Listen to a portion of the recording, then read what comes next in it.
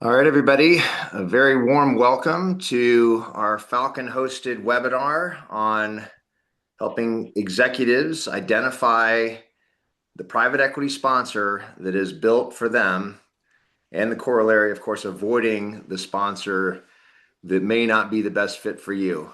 Excited to talk through a lot of good content and give you some insights from our collective experience. And I know we've got a busy group that's probably doing some multitasking, but we definitely want to encourage your questions throughout, which we will pause and weave into our presentation. So let us begin.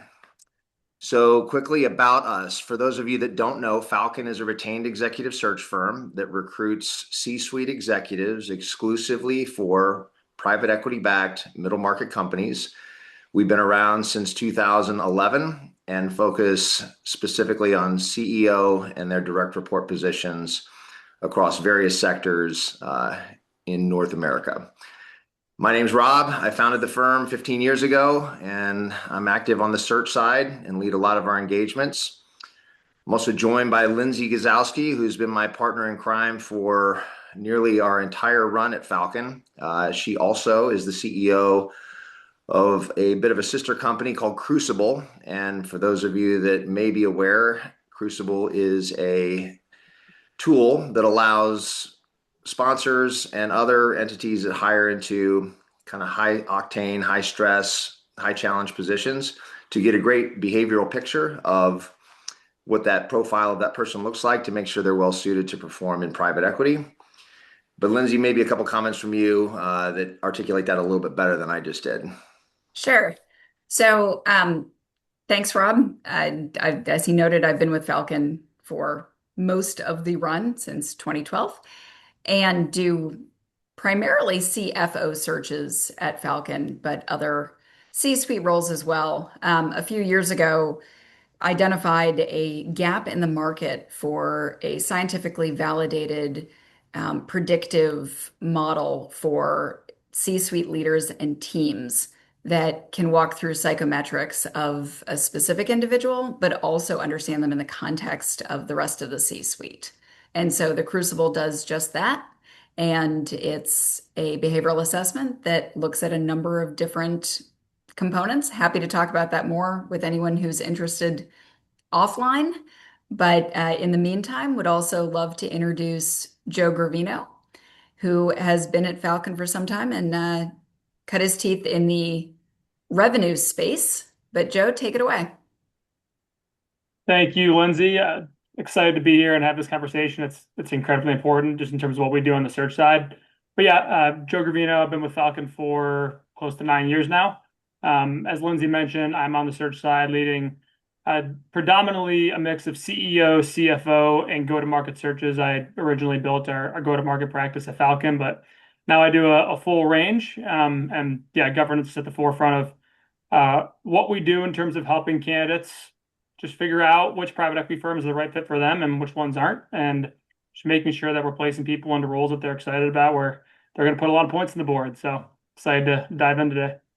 And the reason this is so important to us beyond serving our private equity sponsor clients is that we are really rooting big time for our executives. We want to make sure you are placed in an environment where you can thrive and be successful and be happy so that you can put lots of points on the board and make us look good. So this is more than just conversation. It's really at the heart of everything we do.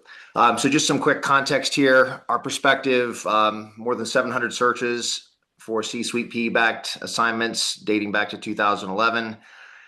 And then that is paired with our annual research that's conducted through private equity CXO. CXO is an internal organization within Falcon that provides sentiment analysis, support, and content to help enable executives to find the right job in private equity, thrive in that role, and make sure they can get to a great liquidity event, which is the purpose of every assignment that we might do. And so how you can help with this perspective is every year we release an annual top 50 private equity firms for executives list that is very data driven and based on thousands of responses of executives who have lived experience being inside of a private equity backed company. And so we get your insights through Qualtrics on a variety of topics, and then you have the opportunity, if you so choose, to review a specific sponsor. This is all confidential and anonymous. We have no idea who you are when you complete it. Lindsay's going to put that link in the chat.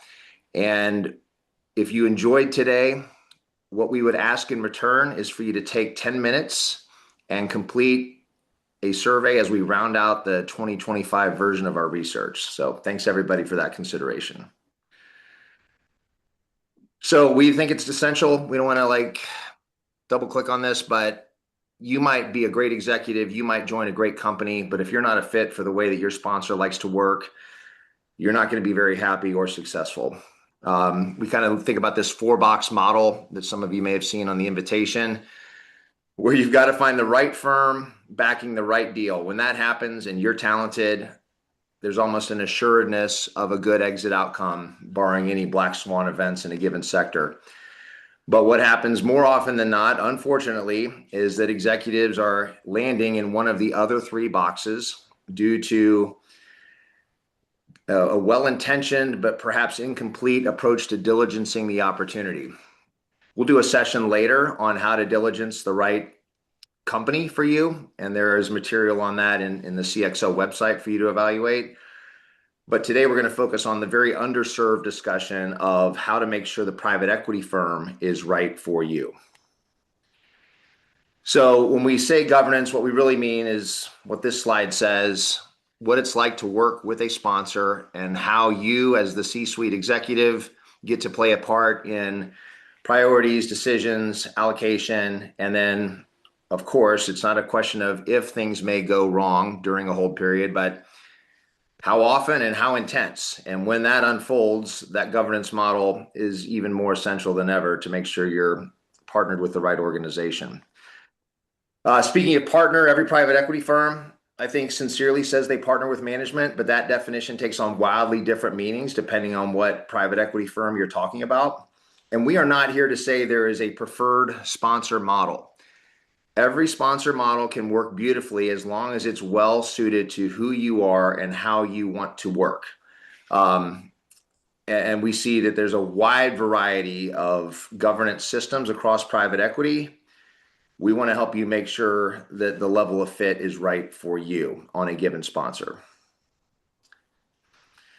So what you'll see when you get the 2026 release, or if you look at the 2025 release, which is available for you to download on CXO, is that our research has allowed us to consolidate all of your feedback into what we're calling the 9 dimensions of governance fit. So we'll spend a little bit of time on this slide. And in a minute, I'll ask Joe and or Lindsay to tell an anecdote or two of, when one of these dimensions turned out to be a positive and or negative. But there's a lot that can go wrong in a deal by way of the governance model. Investment thesis, let me just define this quickly, is did they basically buy right at the right level? Did they pay the right valuation? And are they doing something that's sound versus, maybe somewhat of a stretch? Like you see some private equity firms occasionally investing in an emerging space. Cannabis comes to mind.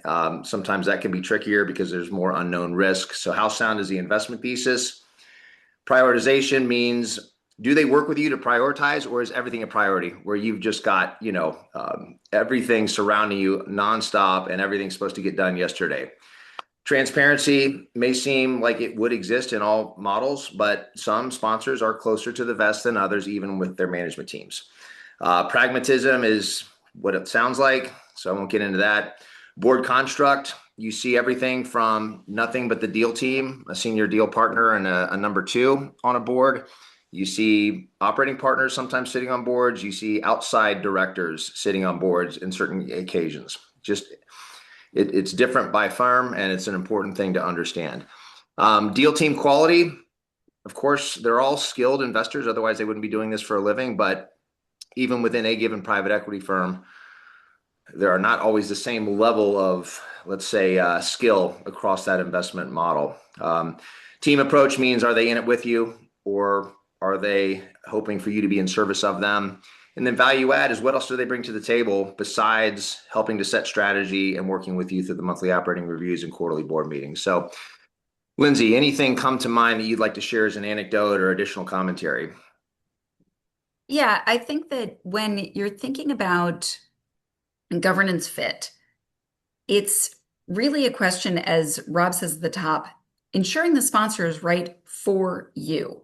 So there are certain groups out there that have a lot of structure, have a lot of playbooks, create a very strong model that requires a really excellent operator, someone who can go in, do the thing, absolutely crush it. And we work with several of those funds where you're really, as a leader in these organizations and a part of the C-suite, making sure that you're the one who's delivering what the thesis spells out and to the standards of what the model that has already been put in place by the fund dictates. There are other funds that, when you get into working with them, they want someone who's driving the vision. They want someone who can really think through, given a scenario, what should we do with it? What are the different options? How do I bring past knowledge, intellectual curiosity, other things to bear on what we could do here? Um, there's also the distinction between groups that have a lot of operating partners and far fewer operating partners, and understanding whether you want that support or you want someone who's checking in periodically as needed. That's all about who you are as an executive. And putting the wrong executive into the wrong group means that they absolutely can't deliver in the ways that they should. Because if you're someone who needs to have that autonomy to execute your vision, even if you're amenable and adaptable to things that a private equity fund suggests, it's going to be a lot harder if the guardrails are tight. If you're someone who wants the syllabus provided to you before going into a deal and needs to leverage existing tools to be your most effective, and you're put into a group that is a little less structured, that's also going to be a problem. So aligning how you work and how you want to work with how a fund is set up from their governance style is probably the most critical thing one can do as an executive. Yeah, thanks for that, Lindsay. Let me just give a quick example and then I'll ask Joe to make a couple comments. For example, on prioritization, private equity firms are notoriously curious and detail oriented. Some of them work with executives to prioritize what is most important. That seems self-evident.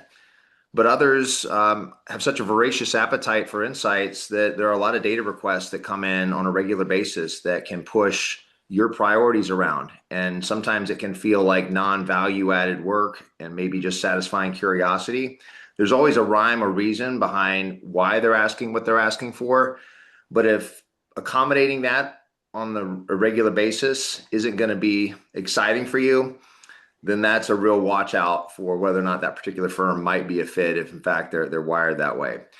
How about you, Joe? Any comments you want to share? Yeah, I think the one bullet point there that sticks out to me is transparency.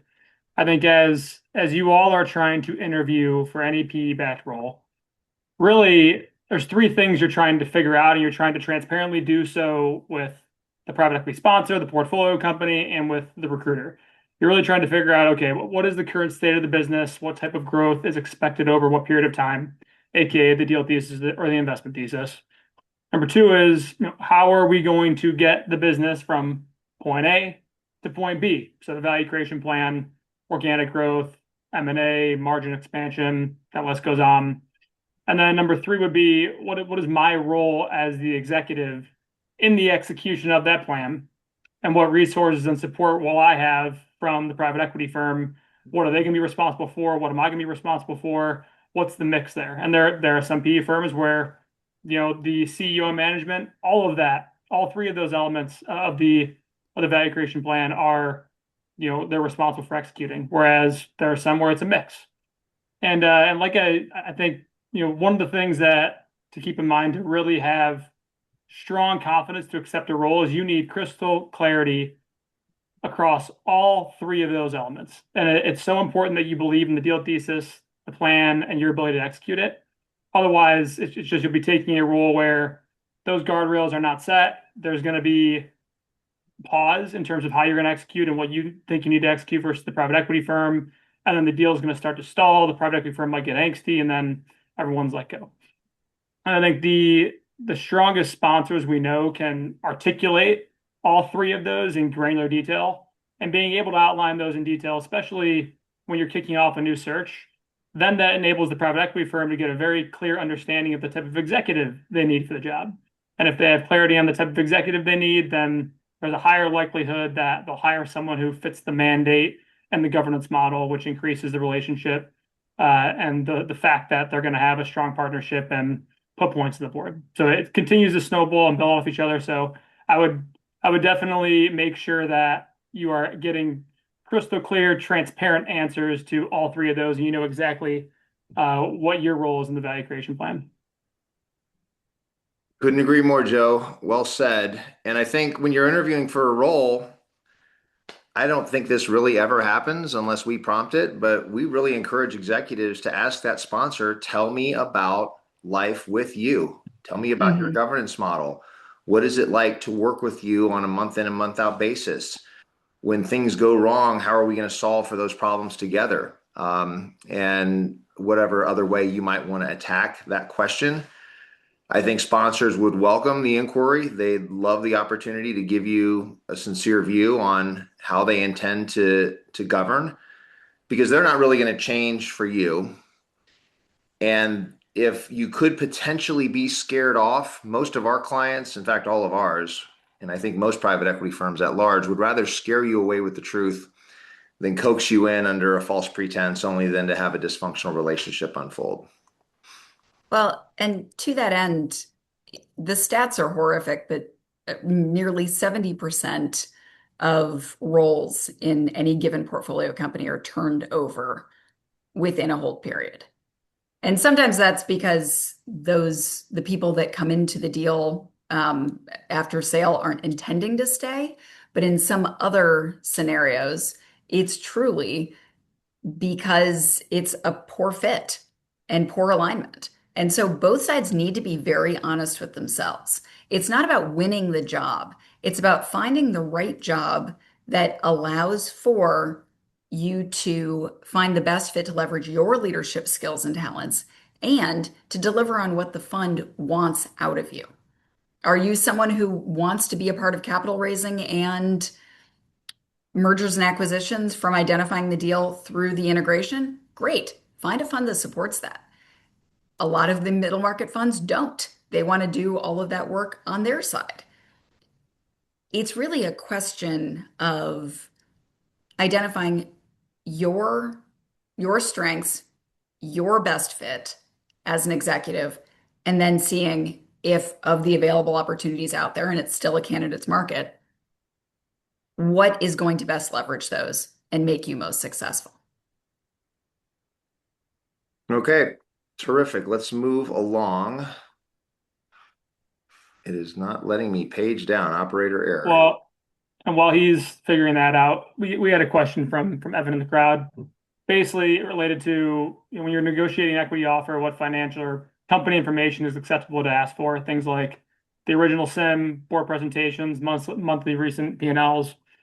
I think the case study exercise is becoming far more prevalent for these interview processes where, towards the end, you start to make it to a point where they're going to want to sit down and send you a lot of that information, put you under NDA. You can get a look at under the hood, and they're going to ask you to basically come present on top 3 to 5 value creation initiatives, the 90-day plan, and how you would do that, where you've done it in the past. So I think for those case study presentations, if I'm you guys, I would 100% be trying to request any and all information. And I think anytime that a private equity firm is starting to be reluctant in delivering that, then that starts to raise up some flags.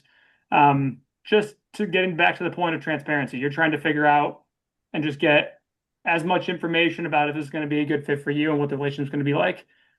So yeah, no issue in terms of asking for that. Also, sponsors like that. They like the fact that candidates dig in and they know that they're going to be doing that on their behalf once they're in the role. And so Stephen asked if it's appropriate to ask for the PE company's pitch book to their investors. They may not provide it. It's if you're really asking how they define themselves for their investors, there may be other ways to get at that information. If you're asking to see how their returns were historically, and that's what you're looking for, um, they're probably going to be less excited about sharing some of that, although some funds are incredibly transparent. Yeah, and whenever you're asking for something that might seem a little dicey, always offer to view a redacted version of it. Yeah. That'll be more well received. So we've got our 9 dimensions, and those kind of lay on top of these 4 constructs that we're going to get through that are going to be really helpful for people to try to understand how a given private equity firm is structured. Again, they are not going to change who they are for an executive, so it's really important for everybody to understand what they're getting into. So these are in no particular order. Construct 1 is an operating model versus a deal team model. We have clients who have incredibly well built out operating teams. We have others who pride themselves on having no operating partners and pitching that as a reason that they're different, and a little bit of points in between. Of the 4 constructs that we're going to talk through, this one is the most self-evident, based on your ability to evaluate the firm's website and who you're meeting on the given search. Neither one is better or worse, except to say that sometimes a first-time CXO might find themselves better supported in an operating model where that model is going to fill in some of the learning curve gaps that an individual might have if they're a first-time CEO, CFO, et cetera. Not that the deal team models can't work that way, but just something to look in the mirror and ask yourself. Lindsay and Joe, any comments on this first construct? There are a few different operating models out there. Obviously, the term operating partner is widely defined across all private equity. I think there's a few models within that too. There are some private equity firms that have it's called a resource group. So you'll have functional specialists like a sales focused operating partner, a talent focused operating partner, one that focuses on technology and operations, and so on and so forth. And they're there as a resource across the entire portfolio to, as related to that function, they're there to help.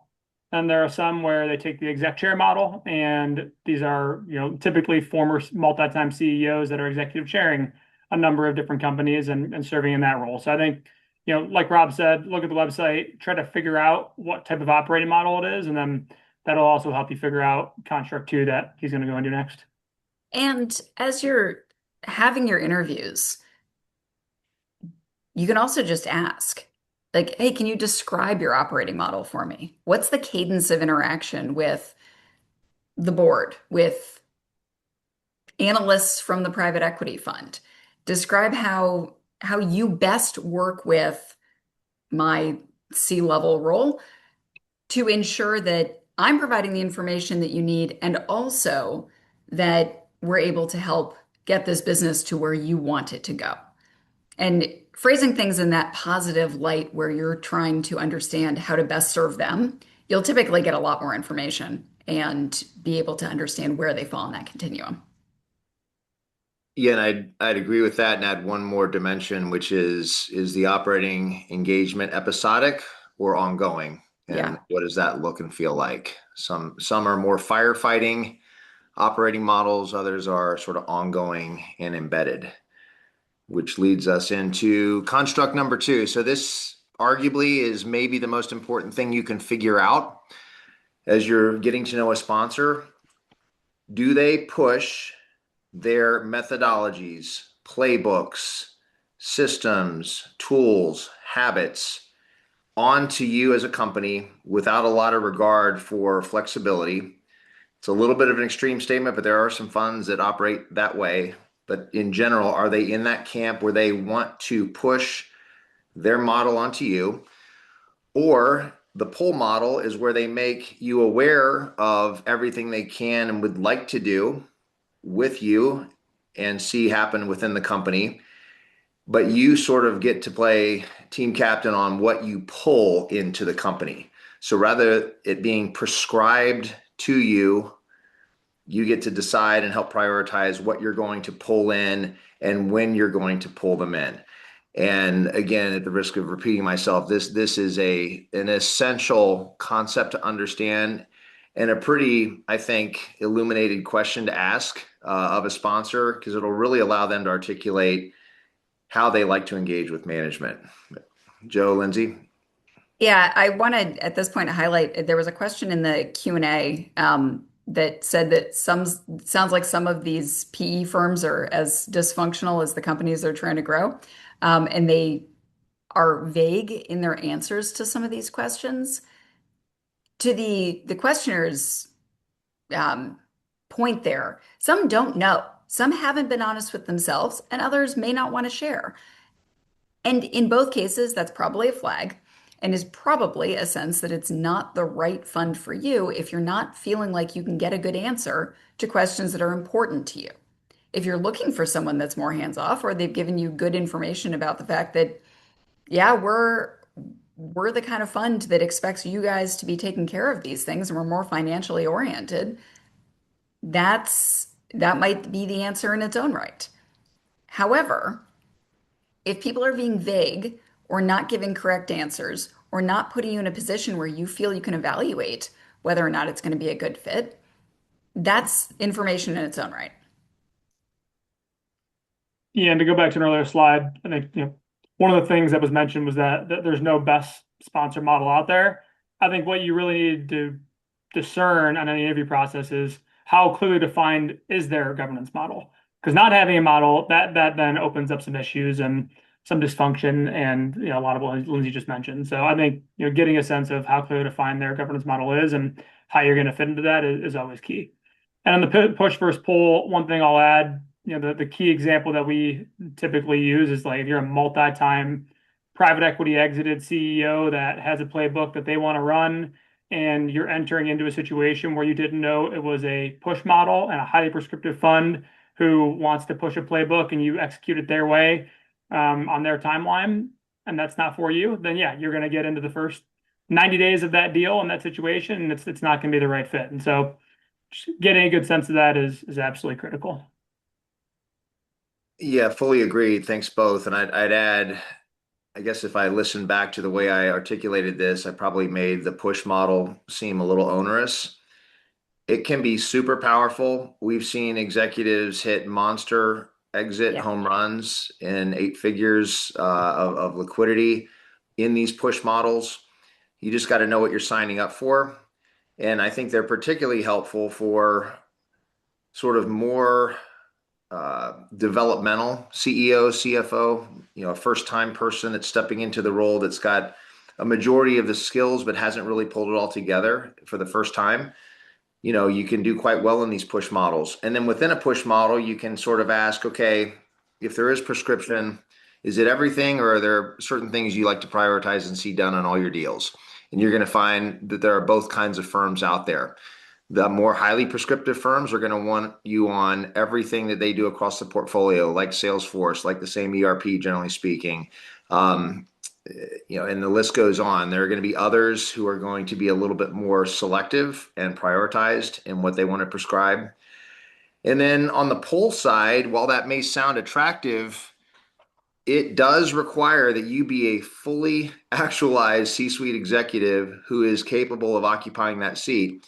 Because if you are not able to do that and you're not even aware of when you should pull, you're going to be setting yourself up for a potential blind spot. So both are powerful. It just depends on how you're wired and where you belong. So construct number 3. Once again, neither of these are better or worse. The way this is going to get laid out is going to make it seem a little bit sterile on the asset backers, but we'll explain why that's not necessarily true. So we've observed that there are two different kinds of sponsors on this continuum: those that love the deal they're buying and really want to focus on maximizing that asset, and those that have met a team or founder et cetera, that they really want to back because they believe in that person.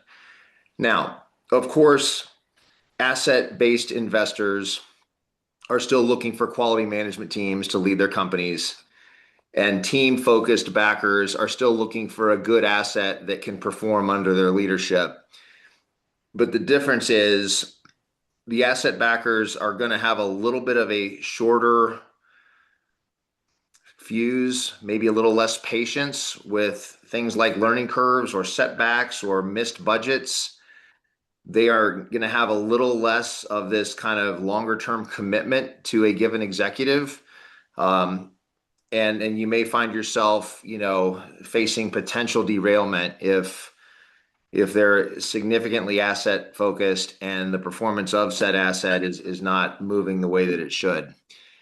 Meanwhile, on the team side, there are a lot of funds that hang their hat on being hyper founder friendly or hyper management friendly. They want to be the best deal team you've ever worked for. Working with them is kind of like a marriage. There will be moments of truth and, good times and bad, but they will generally try to stay with you through to exit. Of course, those kinds of sponsors will also turn over CEOs. They're not going to wait forever, but they're going to be a little bit more patient, generally speaking. We don't see a difference between the two in terms of performance. We have clients that do wonderful work in each of these buckets, and we support them accordingly. But it's just a really important dimension to think about from a fit standpoint. Well, and Neil in the Q&A asked or made the point that in a lot of cases, it's deal partner specific as to which end of the spectrum various groups are on, especially relative to the past two constructs.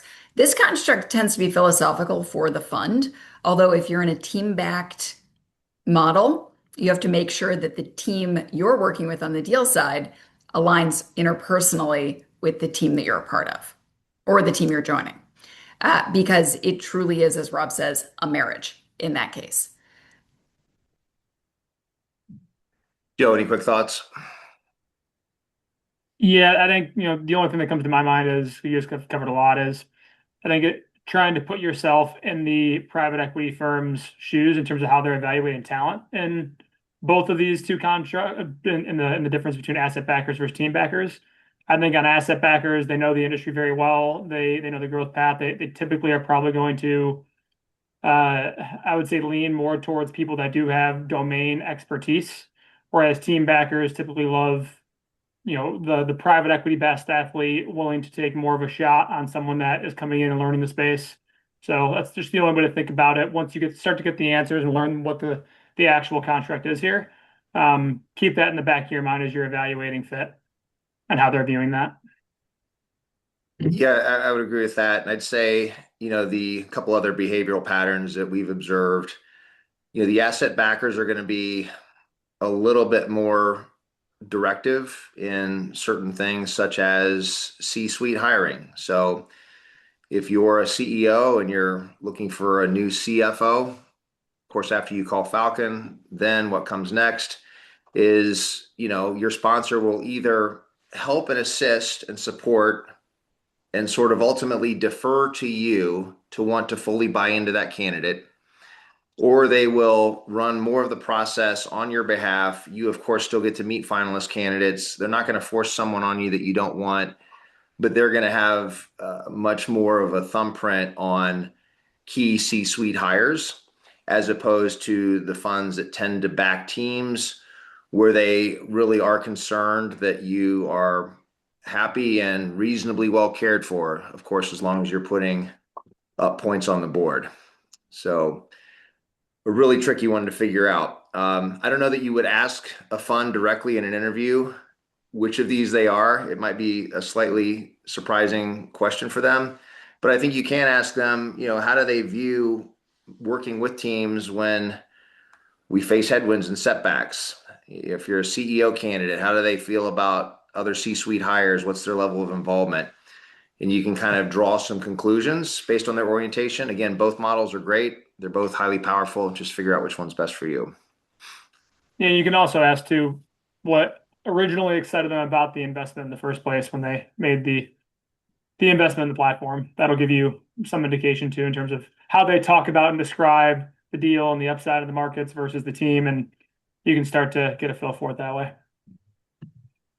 Excellent point. That is right on the money. Fully agreed. Okay, so construct number 4, are they higher intensity, which is probably better said as higher ambition, or are they a little bit more risk adjusted? So I think most of our audience is familiar with the metric of MOIC, multiple of invested capital. To be in the top quartile, that number's moved over the years, but there's this sort of target that just about every sponsor wants to try to hit on any hold period, which would be a 3x MOIC or better. Very few funds set out to do a 2 or 2.5x unless it's a monster equity check, which is a little bit more upmarket as opposed to the middle market.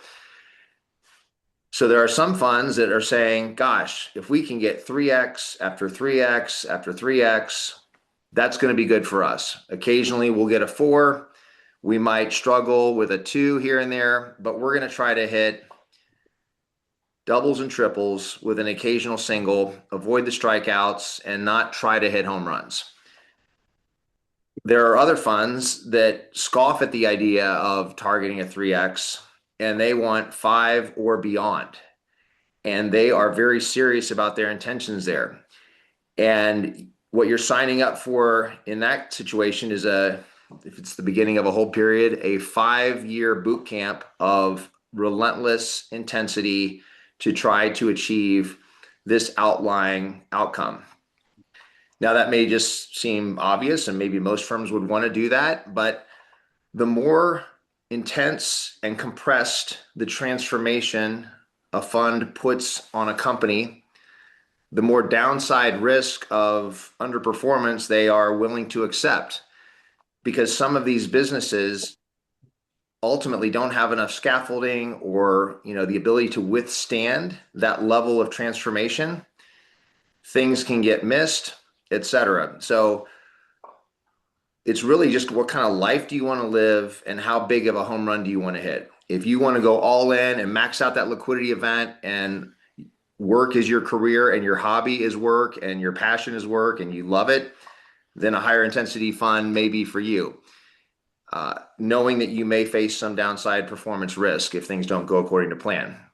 If you want a little bit more of a down the middle of the fairway, risk adjusted approach, you might opt for that second bucket. But I think it's very fair to ask the sponsor during an interview process, what does an attractive MOIC outcome look like for you here? And can you tell me why?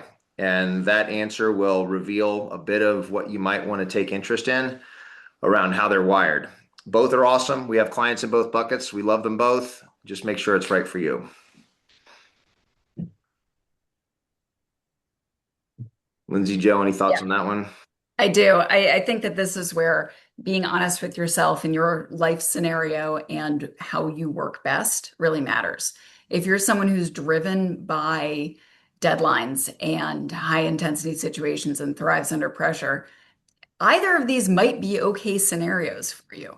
If you're someone who needs to have a general period of calm, not to say you're not going to work hard and put in your whole effort and be excited about what you're doing on a daily basis, but if you're fine with some high intensity periods, but then want to return to a period of stasis, then you can't be with some of these groups that are going to be breathing down your neck 100% of the time because you'll just burn out. And then your performance will be less strong, even if you were the right person for the role for that company or for the other general model that the fund is pushing forward. Yep.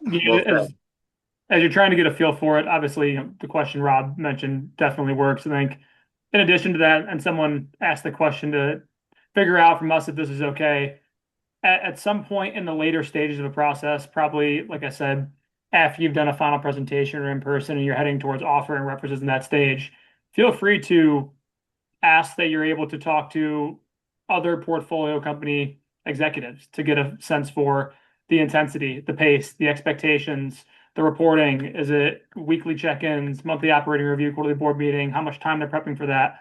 All of that just to get a sense for what life actually looks like on the inside and if that's something you want to sign up for. Yeah, and I mean, it's sort of odd to listen to myself saying that there's higher intensity and less intense, but it is all relative. Yeah. So every private equity firm we work with gets after it, and they all want to win. It's just how do they think about their portfolio of outcomes on an MOIC adjusted basis? These higher intensity firms, what does that look like? For some of them, Sunday is becoming half of a workday, and there are Zoom calls on Sunday evening where management's expected to participate for the most part. Is that a good thing or a bad thing? Who knows? That's up to the individual considering the opportunity. But if you pick the right high intensity firm and you're built to be one of them, so to speak, and you all deliver an outlying outcome, you're going to have a bank account that's overflowing, and the market and people like us will be banging down your door to try to get you to sign up for the next deal that's going to be awaiting you. So there are a number of questions that have popped in that didn't fit cleanly within one of the things we already covered, but I want to make sure we have some time to address. So I'm going to start with Eric's at the bottom. He's saying that he loves the constructs and appreciates that there's a sliding scale on each of these. Is there a survey we can take, uh, in his words, perhaps even Lindsay's Fit survey, that can show us operator types about ourselves as well as those PE firms, those of the PE firms themselves? The answer is yes. The Crucible will highlight what kind of operator, where your skills and strengths lie, where your opportunities lie, what would be a poor fit. The best funds that I've worked with on that front do assessment of themselves, assessment of the team, and assessment of the new individual, and understand all of those components of interplay. The standard in the market is that we're just understanding what the strengths are of the candidate in question. And what that does is it puts the burden on the candidate to figure out a lot of this stuff. Hence why we're trying to provide a bit more information to you guys to have some criteria to think about how your strengths do fit with these different funds and with different opportunities. So, yeah, there are absolutely opportunities to test that, and reach out to me offline. We can chat. But most funds don't end up assessing themselves for a variety of reasons. In part, I suspect because they don't all want to know all the nitty-gritty about themselves and their styles. Yep, terrific. Ken raised a good question that we can, I think, weave into this topic. How important is prior PE-backed experience compared to broader transformation experience? So let me start with a quick caveat and then provide a little bit more context. CFO is generally the position that tends to most often require prior private equity-backed experience because there's comfort in somebody who's been involved with leveraged balance sheet, who's understood the dual master scenario of a PE-backed CFO of supporting and partnering with management, but also managing up through and with the private equity sponsor. For those folks who are not in private equity-backed settings that do want to get into PE, for larger assets, you can sometimes get there through a divisional CFO role of a public company. If you're in a private business that's not private equity backed, but it has debt on the balance sheet, that's a great way to sort of differentiate yourself as a tweener sort of candidate. And ultimately, it's your job to get that interview and then demonstrate what you can do. Now, pulling back up more broadly to the importance of PE-backed experience. Our belief is the reason that sponsors will often prefer PE-backed experience is because, in theory, you would have been battle tested for certain behaviors that private equity is addicted to.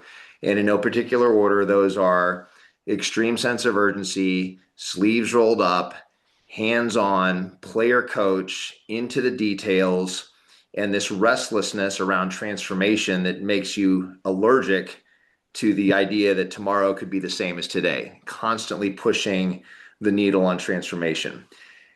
If you can demonstrate those traits, then you're going to have a great shot on goal to land a PE-backed opportunity as a CEO, CRO, head of sales. And then in other functions, it's even less important. But that's what they're really aiming for, is how can they risk adjust the hire by making sure you have those underlying behaviors, which you ought to keep at the forefront of some of your interview engagement. But I know Joe and Lindsay have comments on this one. Yeah, I think that it's really a question of ensuring that you're working through what's necessary for the role and highlighting the skills and talents you bring to the table on that front, not just trying to check boxes.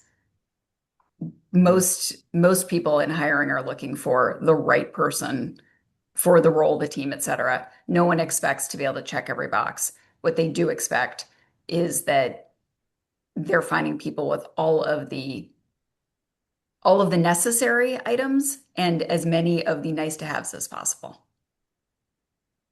Yeah, I think if you're coming from outside of private equity trying to get one of these jobs, I think to put yourself in the private equity firm shoes, they're always trying to de-risk hires, to Rob's point, Yeah. and they view not having PE experience as a risk on that checklist. So I think the way that you can try to be successful is just de-risking everything else. So ideally, if you're looking at roles trying to stay in a similar sector, a similar revenue or EBITDA range, obviously within the same role, if you're a COO today, I wouldn't outside of private equity, I wouldn't go look for CEO roles as your first private equity role because you need to learn CEO and private equity at the same time. So any way you can try to reduce all other learning curves on the job, and private equity is the only thing you're really learning is a good way to go about it. So that's usually the way I think about it. Yep. Okay. Thanks, So Joe. Go ahead, I Lindsay. wanted to take this question from Steve because I think it has a couple of implications and assumptions that I'm not sure they may feel very true in the market. I'm not sure it's what we're seeing. So I'm going to read this one. It seems surprising that the supply demand situation would even permit us to focus on our needs. How can you get on the short list if you are taking this position? Is it based on the timing of when you express this position and meaning finding the right fit for you? I think the couple assumptions were made in there. One, that the funds have all the power and the candidates do not.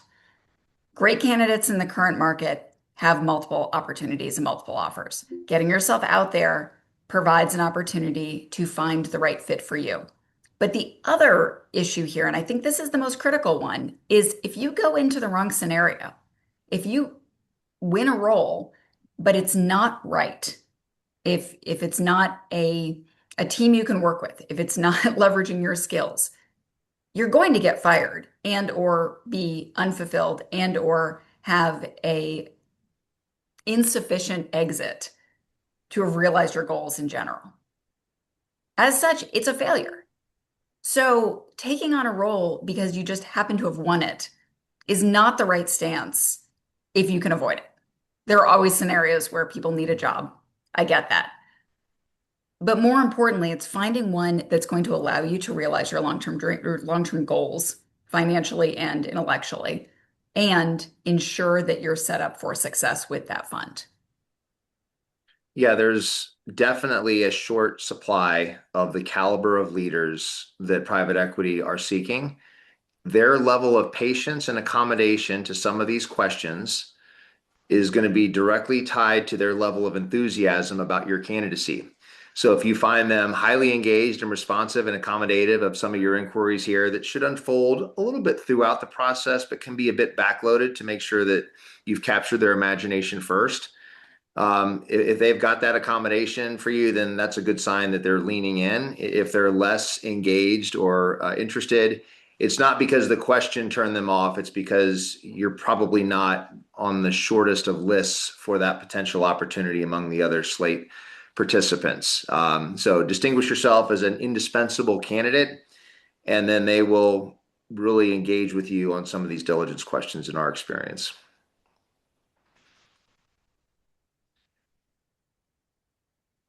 So let's see. Scott asked about on-site, not exactly a governance question, but let's add as much value as we can here.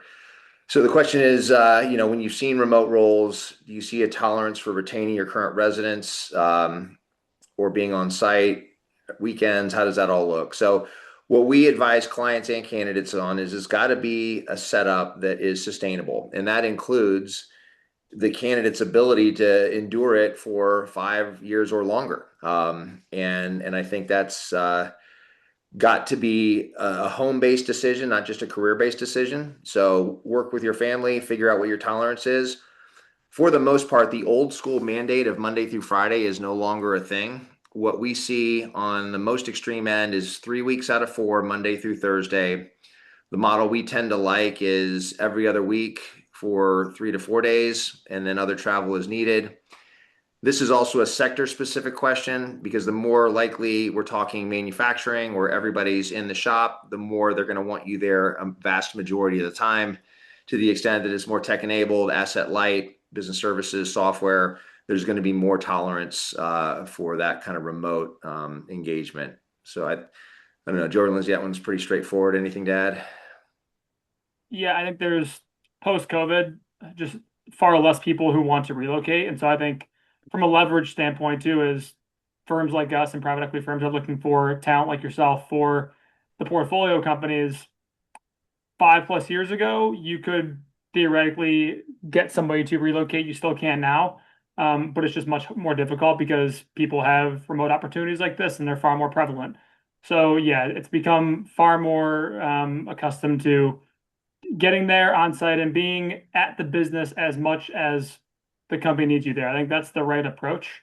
Obviously, it has to fit your personal situation. Most people have families and things of that nature. So ideally, the situation has to work for you. And most of the time, it cannot be a cross country flight every single week for a 5 year period. I mean, the amount of people that we talk to who engage in our processes, who are mid whole period in a PE deal, who say, I signed up for a 2 year sprint to exit.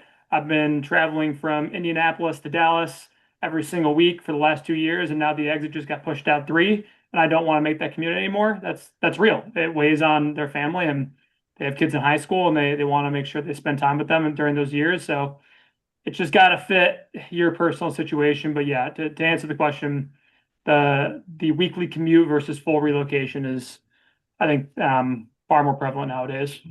But I think also every fund has been burned by someone who said they would commute on a weekly basis and said they would be there Monday morning and through Friday afternoon. And that all of a sudden becomes Tuesday midday to end of day Thursday, or Tuesday to Friday every third week. And that's not sufficient for most of these companies and funds. So if you're talking about doing a commuting scenario, know what you're getting into. Yep, terrific. So an important question was raised on how to vet out the presence of a founder. If that founder is either still the CEO or perhaps going onto the board or has gone onto the board. So as a founder myself, I can say this. We jokingly call it the founder factor. You really need to understand where this person is psychologically. If you're a CEO taking the place of a founder, how emotionally attached to the business are they versus how focused are they on a great liquidity event after handing the baton off to you? What is their level of involvement going to be on the board if they are on the board? If they're a founder and you're going to work for that person, you want to make sure as a COO or CFO or head of sales that they're going to be open to your influence because your job is there to help professionalize the company more so than it has been historically. And founders can sometimes be wide open to that. And other times they can be a bit stubborn and risk averse, even though they're now owned by private equity.